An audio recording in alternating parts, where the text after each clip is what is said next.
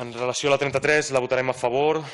Tal com vam fer el passat mes d'octubre del 2015, la nostra postura en relació de la ràdio és molt clara. Volem una nova ràdio a l'Hospitalet i la volem perquè creiem fermament que es tracta d'un gran instrument de cohesió social. Volem un mitjà de comunicació lliure, independent i atent a la realitat social, política i cultural de la ciutat. Però també volem una ràdio on els seus treballadors i treballadores puguin exercir la seva professió lliurement i es puguin desenvolupar com a periodistes. Una ràdio que serveixi de pedrera de periodistes de la ciutat i que promogui la creació i potenciació d'altres ràdios comunitàries a l'Hospitalet. Per tot plegat, no farem res més que recordar alguns dels acords aprovats amb la moció per la reformulació dels mitjans de comunicació de l'Hospitalet que encara queden, suposem, resten pendents d'implementació.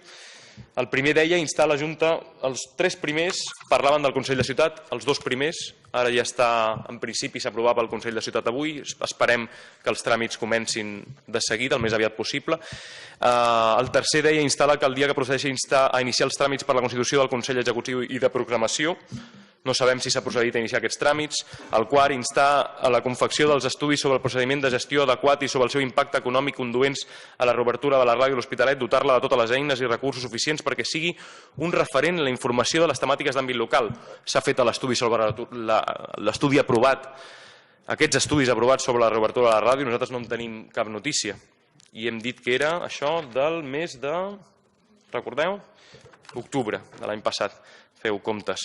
5è, demanar al Consell Executiu i de Programació, una vegada constituït, que realitzi canvis immediats en els continguts del diari de l'Hospitalet perquè es converteixi en un mitjà ajustat als objectius i principis que recull el reglament i no respongui a altres tipus de publicació destinada a difondre serveis públics i actuacions del govern municipal. Bé, en relació a aquesta i en relació a l'últim, que era instar la Farga, perquè garanteixi que la senyora Anna Esteve no exerceixi les funcions de direcció dels mitjans de comunicació municipals de l'Hospitalet i que procedeixi a realitzar les correccions oportunes a la web d'aquesta entitat perquè la senyora Anna Esteve aparegui amb el càrrec pel qual va ser contractada i no pel que avui en dia encara apareix. Voldríem preguntar qui està exercint ara mateix les funcions de direcció dels mitjans de comunicació municipals de l'Hospitalet perquè es va aprovar que no fos aquesta persona. El seu nom continua apareixent al lloc web oficial dels mitjans com a directora dels mitjans de comunicació municipals de l'Hospitalet. 4 mesos no són suficients per modificar aquest apartat del web oficial dels mitjans? No ho acabem d'entendre. En resum, el que volem des d'aquest grup municipal és que es compleixin les mocions aprovades als plens i no pararem de repetir-ho fins que no sigui així i mentre el govern del PSC més els seus trànsfugues es continuïn prenent els plens com si fossin pur teatre. Gràcies. Albert. Sí, jo faré el posicionament del grup socialista en la moció número 33, la del motiu del Dia Mundial de la Ràdio. Nosaltres votarem favorablement aquesta moció. Votarem favorablement perquè, evidentment, estem d'acord en celebrar el Dia Mundial de la Ràdio. Hi ha un compromís i, com s'ha dit aquí, repetidament hi ha un acord d'aquest plenari en posar en marxa, diguéssim, en reemprendre les emissions de ràdio a l'Hospitalet. Per molt que insisteixin, avui hem aprovat la Constitució del Consell de Ciutat, qüestió ineludible perquè puguem continuar amb tot el procediment. Per tant, jo els dic, podem reiterar totes les vegades que vulguem, el que vulguem cada mes, però fins al dia d'avui que hem constituït el Consell de Ciutat, que hem nomenat els seus representants. S'ha de constituir, els representants han de nomenar les entitats, els 10 representants perquè formin part del Consell Assessor. Li recordo que tot això és un reglament que vam aprovar entre tots, perquè sembla que siguin ocurrències d'un o d'un altre. Hi ha qui parla de teatre, però em sembla que el major actor és ell. Sí. No, vostè no va participar en el reglament, però tot l'altre, quan insisteix, no, és que em sembla, aviam 3 mesos, 4 mesos, com si fa 8. Si no està constituït el Consell de Ciutat, vostè pot fer tots els estirabots que vulgui, però no serà possible. Per tant, pot continuar fent estirabots, però la realitat és tossuda.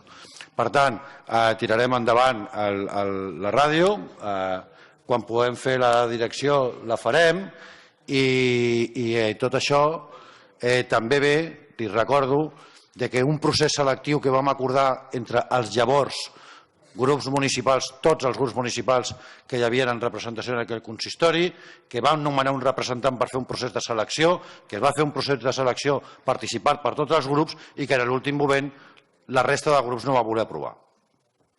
Jo dic també per situar-ho tot, Jo dic per situar-ho tot. Per tant, D'acord? Celebrem el Dia Mundial de la Ràdio, posarem en marxa la ràdio i això ho farem tan aviat com sigui possible, tal com diu la moció. Sí, en primer lloc no parli vostè en nom, intenti no parlar en nom de les entitats de la ciutat, si us plau, no ho faci. Es retrata bastant com a membre del govern, bastant, parlant com a portaveu de totes les entitats de la ciutat. No acabem d'entendre com és possible que vostè i qui l'ha escollit a vostè com a representant per parlar aquí per les entitats de la ciutat. No ho acabem d'entendre. Quan em criticava els termes que utilitzem per parlar de la seva actuació en relació a les entitats o en relació a les festes de la ciutat.